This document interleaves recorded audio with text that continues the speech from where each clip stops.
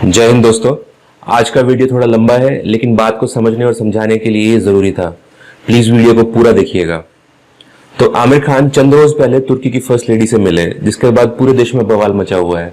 एक राष्ट्रवादी होने के नाते हमारा फर्ज है कि हम इस पूरे मसले को अच्छे से समझने की कोशिश करेंगे ताकि हम एक ऐसा सही फैसला ले पाए जो राष्ट्र के हित में हो।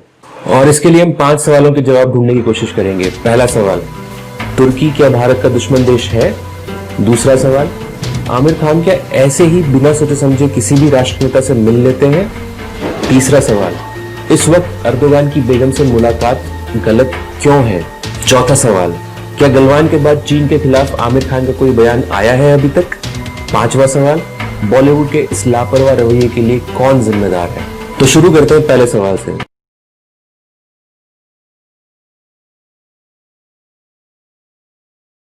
पिछले साल 5 अगस्त को जब हमने कश्मीर से धारा 370 को हटाया, तब फूट फूट के रोते पाकिस्तान को ढांढस बंधाने के लिए सिर्फ 3 देश ही कंधा बनकर आए थे।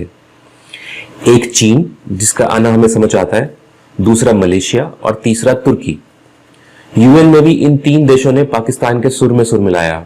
इसके अलावा एक बात यह भी समझने वाली है कि तुर्की खुद को इस्लामिक देशों का सरमाया समझता है और अर्दोगान 100 साल पहले 1924 में जो इनकी खलीफाई खत्म हो गई थी, उसे 2024 में दोबारा स्थापित करने की मंशा रखता है। और वो सब हालिया घटनाक्रम से समझ भी आता है, जिसमें हागिया सोफिया चर्च को मस्जिद बनाना, पाकिस्तान, मलेशिया जैसे ओआईसी देशों को अपने पाले में करना शामिल है। तुर्की की महत्वाकांक्षाएं पिछले कुछ समय से खुलकर सामने आ रही हैं। तुर्की ने सितंबर 2019 में यूएन जनरल असेंबली में कश्मीर का मुद्दा उठाया था, तो मोदी जी ने भी उसी का जवाब देते हुए ग्रीस और साइप्रस से नजदीकी बढ़ाई। वो तस्वीरें शायद हम सबको याद भी होंगी। गौरतलब ये है कि ये दोनों देश टर्की के शत्रु राष्ट्र हैं और दुश्मन का दुश्मन दोस्त होता है वाला फंडा डिप्लोमेसी में तो खूब चलता है और ये सब मीडिया ने भी अच्छे से कवर किया था। और इसकी संभावना ना के बराबर है कि आमिर खान ने ये सब देखा ही ना हो। तुर्की की तरफ से फरवरी में भी कश्मीर के ऊपर बयानबाजी हुई थी, जिसका जवाब भारत के विदेश मंत्रालय ने भी दिया था। तुर्की को सीधा संदेश पहुंचाने के लिए भारत ने अर्मीनिया से भी रक्षा समझौता किया, जिसके तहत भारत अर्मीनिया को $40 मिलियन के रक्षा उपकरण बेचेगा। इन सब बातों को जानने के बाद कोई निरा मूर्ख ही होगा जिसको तुर्की की मंशा समझ ना है। सबको समझ आता है कि चीन और पाकिस्तान के बाद भारत का कोई अगर शत्रु देश है तो वो निसंदेह टर्की ही है। अब आते हैं दूसरे सवाल पे, और इसी सवाल के जवाब में छुपी है जनता के गुस्से की असली वजह। ज्यादातर फिल्मी एक्टरों में राजनीतिक मसलों की इतनी समझ नहीं होती है और उनको पता भी नहीं होता है देश दुनिया में क्या चल रहा है। लेकिन क्या आमिर खान भी वैसे ही पॉलिटिकली अनअवेयर है? जवाब है नहीं। आमिर खान उन कलाकारों में से हैं जो पॉलिटिकल मुद्दों पे बोलते रहे हैं, चाहे वो इंटॉलरेंस का मसला हो या कोई और। तो ये कहना कि आमिर खान को तो कुछ पता ही नहीं था, ये वाला लॉजिक तो काम करेगा नहीं भैया।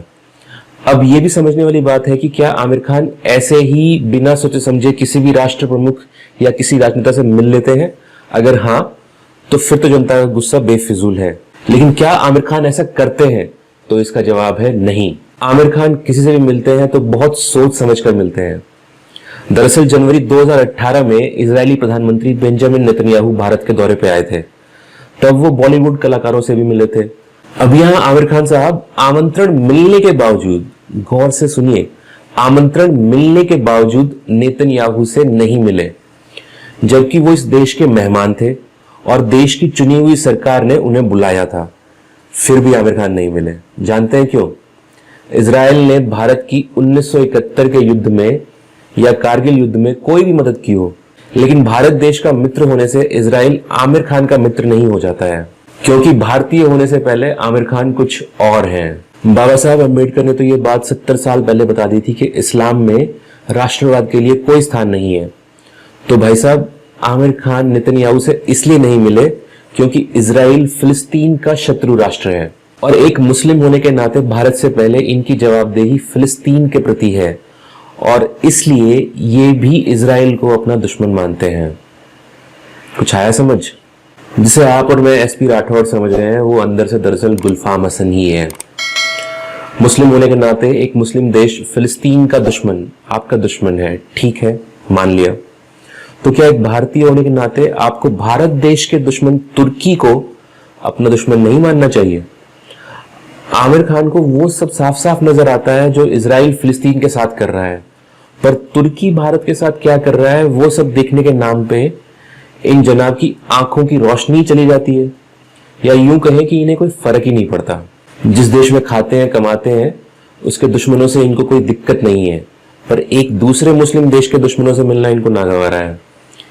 मियां, आपकी हरकत से साफ है कि भारत से ज्यादा फिलिस्तीन अजीज है आपको, और आपकी यही हिपोक्रेसी लोगों को अखर रही है। चलिए अगले सवाल पे आते हैं।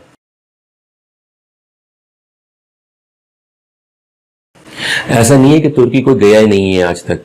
मोदी जी भी मिले हैं अर्दोगान से, जिसकी तस्वीर काफी लोग सोशल मीडिया पे दिखा भी रहे हैं आमिर खान का बचाव करने के लिए। तुर्की से रक्षा समझौते भी करते आए हैं हम पहले। तुर्की के लिए तो देश के अब्बा गांधी ने भी खिलाफत आंदोलन किया था। तुर्की के लिए केरल में मोपला दंगे भी हुए थे 1922 में। इसके बारे में फिर किसी दिन बात करेंगे, लेकिन 2019 के बाद पहले जैसे हालात नहीं है।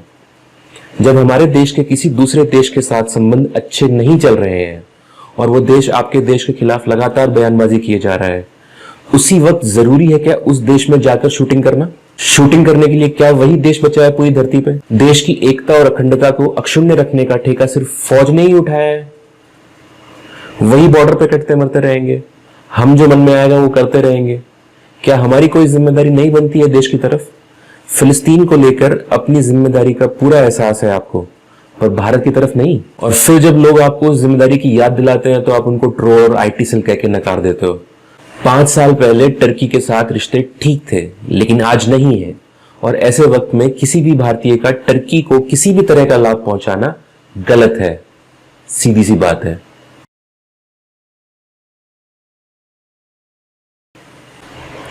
जब चीन में कोरोना फैला तो फरवरी में आमिर खान साहब को चीन के लोगों की इतनी चिंता सताने लगी कि उन्होंने एक वीडियो मैसेज रिलीज किया, जिसमें ये साहब अपना दर्द बयां कर रहे हैं और बता रहे हैं कि कैसे इनको चीनियों की चिंता सोने नहीं दे रही है।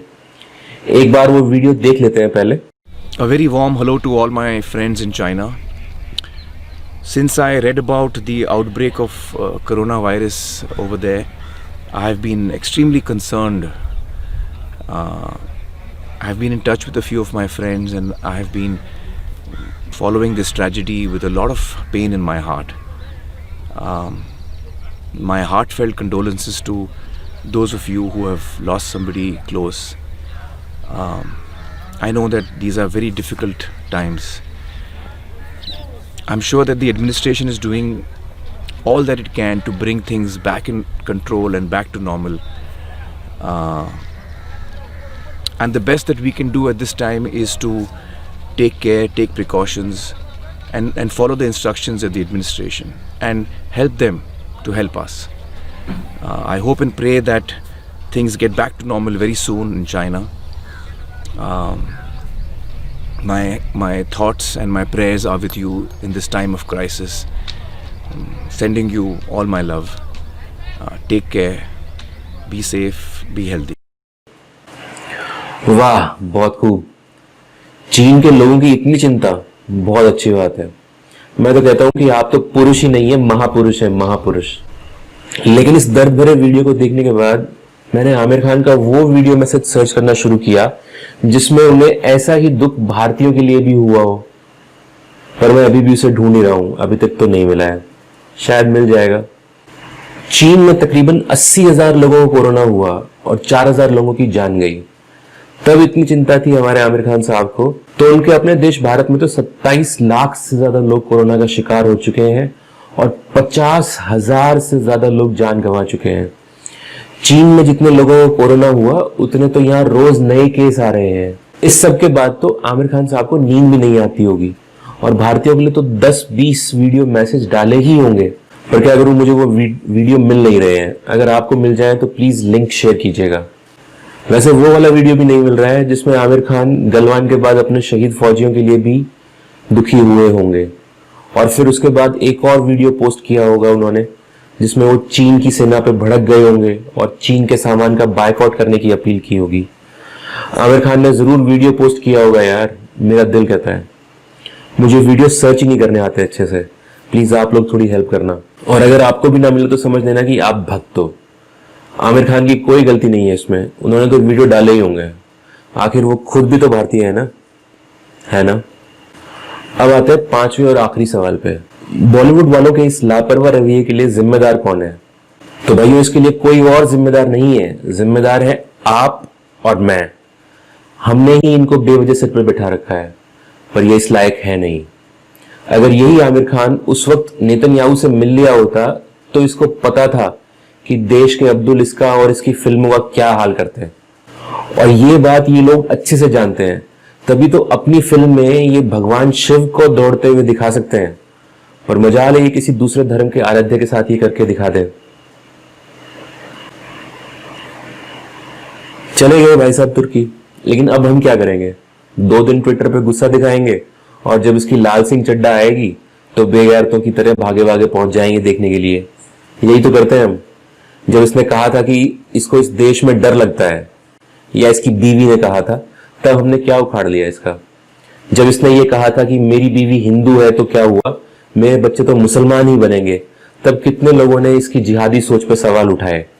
और तो और वायर वाली अरफा बेगम कहती हैं कि लोगों को ये दिक्कत नहीं है कि आमिर खान किससे मिले, बल्कि दिक्कत तो ये है कि आमिर खान एक मुसलमान है। बिल्कुल सही कहती है मोहतरमा, ये मुसलमान है, यही तो दिक्कत है। दिक्कत यही तो है कि भारतीय होने से पहले ये एक मुसलमान है, और अपना मुसलमान होने का फर्ज पूरा निभा भी रहे हैं। तभी तो फिलिस्तीन के लिए, तुर्की के लिए, पाकिस्तान के लिए दिल धड़कता है इनका, पर भारत और भारतीयों के लिए इनकी आंखें नम नहीं होती हैं। और गलती तो हमारी ही है कि हमने इसके अंदर के मुसलमान को हमेशा नजरअंदाज किया। हमने हमेशा एक एक्टर को देखा, कभी इसके नाम के पीछे लगे खान पे कभी ध्यान ही नहीं दिया। हमने कभी ध्यान ही नहीं दिया कि जिस फिल्म की टिकट खरीद रहे हैं उसका हीरो क्या कोई हिंदू है या मुसलमान। हमने हमेशा इनकी जिहादी सोच को नजरअंदाज किया। इसलिए गलती तो हमारी ही है, बल्कि सारी की सारी गलती हमारी है। इनको पता है कि ये चाहे अर्दोगान से मिले या इमरान खान से मिले या किसी दाऊद इब्राहिम से मिले, इस देश की जनता इनकी फिल्में देखने पहुंच ही जाएगी। चीन के कोरोना संकट में अपना दुख नहीं दिखाएंगे तो वहां इनकी फिल्में 1000 करोड़ की कमाई नहीं कर पाएंगी। लेकिन भारत के दुख में ये शामिल हो या ना हो, भारतीय तो इनकी फिल्में देखेगा ही, आखिर जाएगा कहां। कभी हमने इनको सबक सिखाया ही नहीं। अगर अब की बार आप इस जिहादी को सबक सिखाने में हमारे साथ हैं तो नीचे कमेंट करके जरूर बताइएगा। एक शायर हुए हैं मलिहाबादी, जिन्होंने बहुत अरसे पहले कुछ लाइनें लिखी थी जो आमिर खान जैसों के ऊपर सटीक बैठती हैं। वो यूं है, तेरे लब पे है इराक शाम मिस्र रोमो चीन, तेरे लब पे है इराक शाम मिस्र रोमो चीन, लेकिन अपने ही वतन के नाम से वाकिफ नहीं। सबसे पहले मर्द बन हिंदुस्तान के वास्ते, हिंद जाग उठे तो फिर सारे जहां के वास्ते। तो मियां आमिर खान, किसी फिलिस्तीनी, किसी तुर्की, किसी पाकिस्तानी, किसी चीनी के जज्बात और तकलीफें तो नजर आती हैं तुम्हें, पर जिन हिंदुस्तानियों ने तुम्हें आमिर खान बनाया, उन करोड़ों हिंदुस्तानियों की ना तो तुम्हें तकलीफें नजर आती हैं और ना ही उनकी भावनाओं की कोई फिक्र है तुम्हें। एक हिंदुस्तानी क्या सोचता है, क्या चाहता है, तुम्हें शायद कुछ फर्क ही नहीं पड़ता। अगर पड़ता तो तुम टर्की जाते ही नहीं मियां। बाकी कोई नहीं, तुमने अपना असली चेहरा दिखाया, इसके लिए धन्यवाद। और इसके बाद भी अगर हमें अकल नहीं आती है तो फिर किया ही क्या जा सकता है। आज के लिए बस इतना ही दोस्तों। ज्यादा से ज्यादा लोगों तक बात पहुंचाने में हमारी मदद करें। वीडियो को ज्यादा से ज्यादा लोगों तक शेयर कीजिए, हर व्हाट्सएप ग्रुप में शेयर कीजिएगा, और चैनल को भी सब्सक्राइब कर लीजिए अगर आपने अभी तक नहीं किया है। अनुमति दो दोस्तों। जय हिंद, वंदे मातरम।